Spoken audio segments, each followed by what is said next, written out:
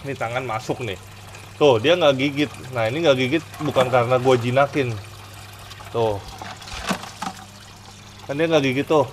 Itu bukan karena gue jinakin, tapi emang karena karakternya dia nggak galak. Buka mulut. Nah, kalau udah buka mulut kayak gini, kalian juga mesti hati-hati. Cara pegang kalian harus benar.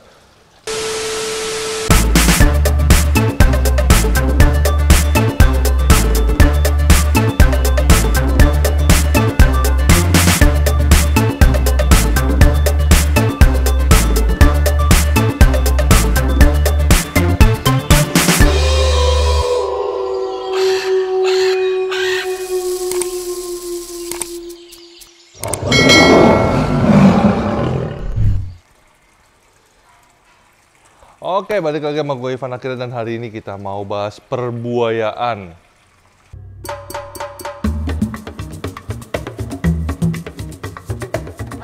Jadi ini kolam buaya gue, bak fiber. Ini ukurannya berapa ya waktu itu ya? 1 meter kali 2 meter kalau nggak salah.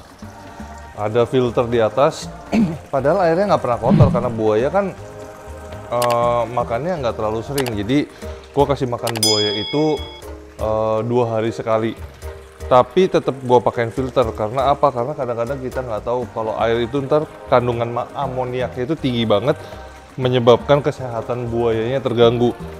Jadi gue mau kasih tahu juga nih, buaya yang gue piara itu Cuvier dwarf caiman atau buaya terkecil di dunia. Jadi ini termasuk dari keluarga buaya, bukan aligator, karena aligator sama buaya itu beda ya. Bedanya dari moncongnya. Kalau buaya itu V-shape, kayak lebih lancip mulutnya. Kalau misalnya alligator itu U, jadi mulutnya itu lebih gede. Nah, jadi yang kalian piara, kalian lihat dulu mulutnya gede apa kecil. Kalau misalnya mulutnya gede, itu berarti alligator, bukan buaya. Kalau mulutnya kecil, mulutnya manis, itu buaya berarti ya. Itu bedanya buaya sama alligator.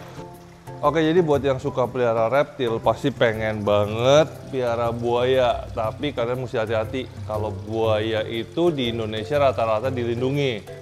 Ada buaya porosus, ada buaya nova, ada buaya sinyulong, itu tiga-tiganya dilindungi. Jadi kalau kalian mau piara, mending kalian jangan piara yang dilindungi, karena kalian ntar bisa keciduk sama BKSDA. Sama kalau kalian mau piara juga, kalau buaya-buaya itu kalian harus pertimbangkan makanannya, karena buaya makin besar berarti membutuhkan makanan yang banyak. Nah, sekarang gue mau kasih lihat nih buaya gue yang udah usia 1 tahun ya. Ini tangan masuk nih. Tuh, dia nggak gigit. Nah, ini nggak gigit bukan karena gue jinakin. Tuh, kan dia nggak gigit tuh. Itu bukan karena gue jinakin, tapi emang karena karakternya dia nggak galak.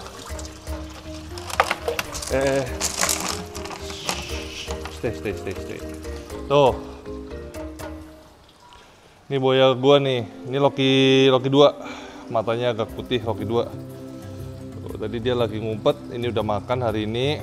Buka mulutnya, buka sayang. Yuk, bisa yuk bisa. Nah tuh.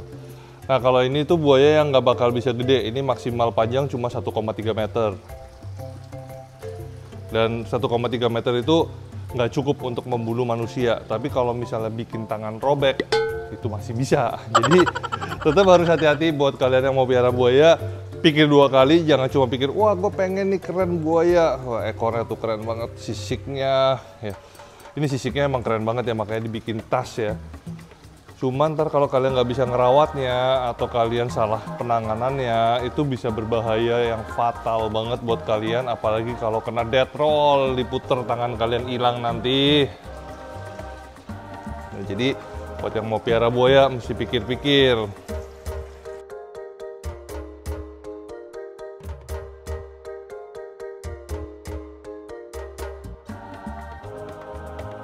Buka mulut. Nah, kalau udah buka mulut kayak gini, kalian juga mesti hati-hati. Cara pegang kalian harus benar. Jadi kalau misalnya bilang buaya itu bisa jinak, ya sejinak-jinaknya buaya tetap aja kalian kena kan. Waktu itu sempat digombalin, terus di ghosting. Jadi tetap harus hati-hati. Nah, kalau misalnya mulutnya udah buka gini, kalian jangan taruh tangan kalian ke sebelahnya atau sebelah mukanya, karena itu area serangnya dia di daerah situ. Tapi sebenarnya sih, walaupun tangan kita di sini itu termasuk area serangnya dia sih. Cuma kalau lagi diangkat kayak gini nggak, tapi kalau di bawah kalian pegang sini itu masih bisa keserang. Jadi kalian mesti hati-hati. Kalau kayak gini kan dia nggak bisa gerak. Nah, tuh. Tapi kalau punya gue ini emang jinak, jadinya aman dan suka terbang tuh. Tangannya suka gini. I believe I can fly tuh. Oke, jadi kalau ngomongin soal buaya, sebenarnya buaya itu hewan yang paling terzolimi. Bingung kan kenapa? Nah, emang bener-bener paling terzolimi sekarang ya. Kalau misalnya cowok yang punya banyak pacar, dibilangnya buaya. Padahal buaya itu kenyataannya adalah buaya hewan paling setia. Nih, lihat di sini.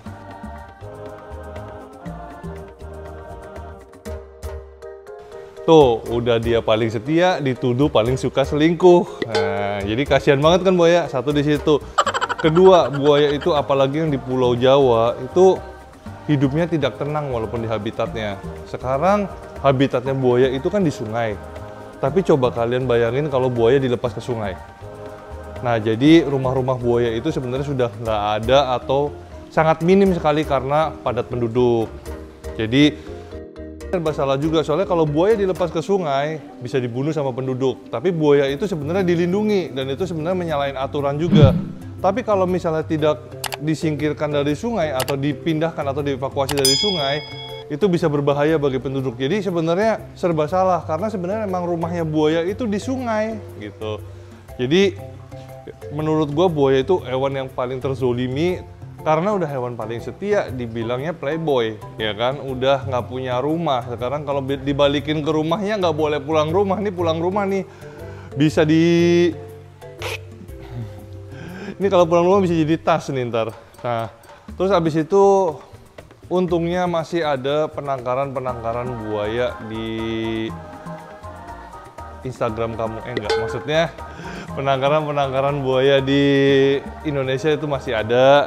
Dan solusinya sebenarnya penangkaran buaya itu udah oke, cuma kayaknya untuk memberi makan segitu banyak buaya yang udah jadi tunawisma, kayaknya itu bakal berat untuk orang-orang swasta atau mungkin yang cuma hobi abis itu bikin penangkaran buaya. Kayaknya sih agak terlalu berat ya, karena satu buaya itu kan panjangnya bisa sampai 4 meter.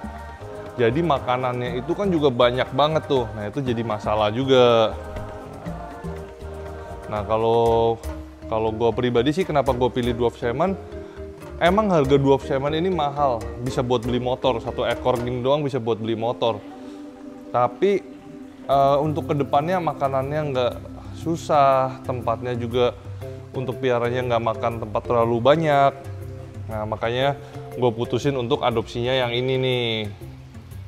Ini gue punya 2 sepasang, jantan betina, dan kayaknya bentar lagi kandangnya udah nggak bisa dipakai juga karena udah lumayan kecil. Jadi gue mesti bikin kandang yang lebih gede lagi nih buat ini nih. Nah, ini gila. Gue suka banget ininya nih. Tuh, kayak Godzilla nggak sih? Ada tanduknya di sini nih.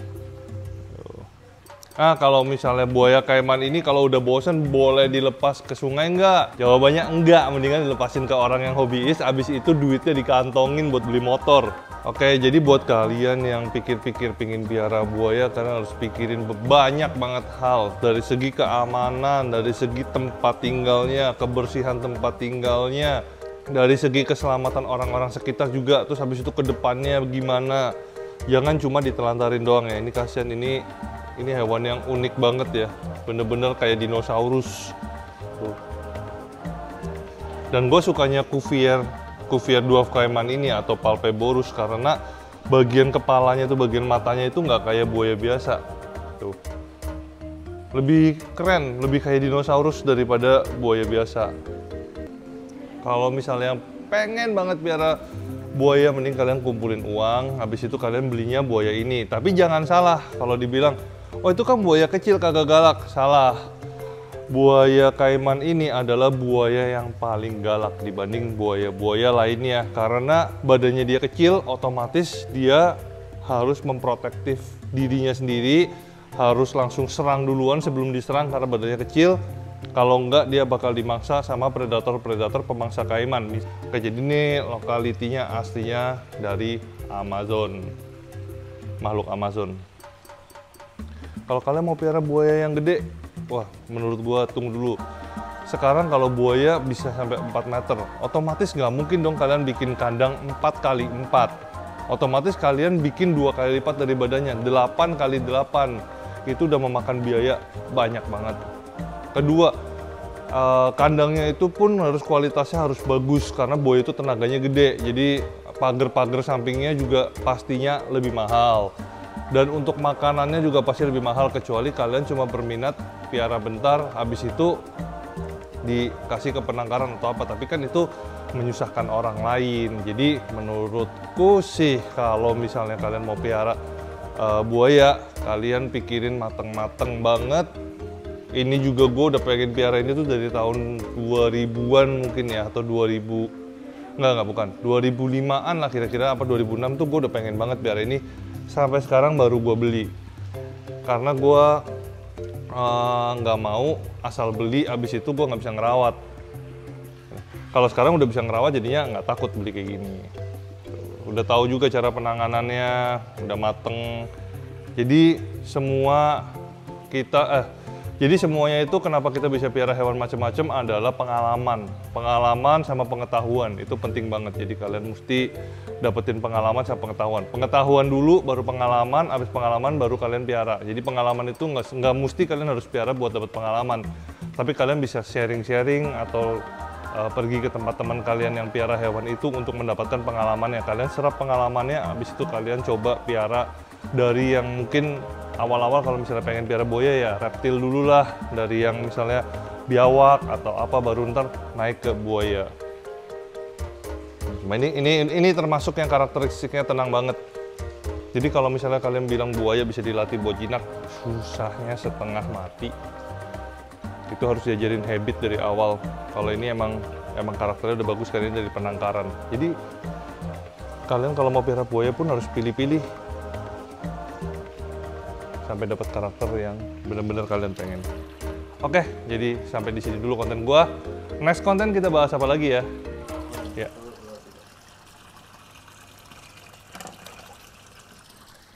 Terima kasih buat yang udah menonton. Jangan lupa subscribe, like, komen, dan share video ini ya. Jangan lupa juga nyalain loncengnya.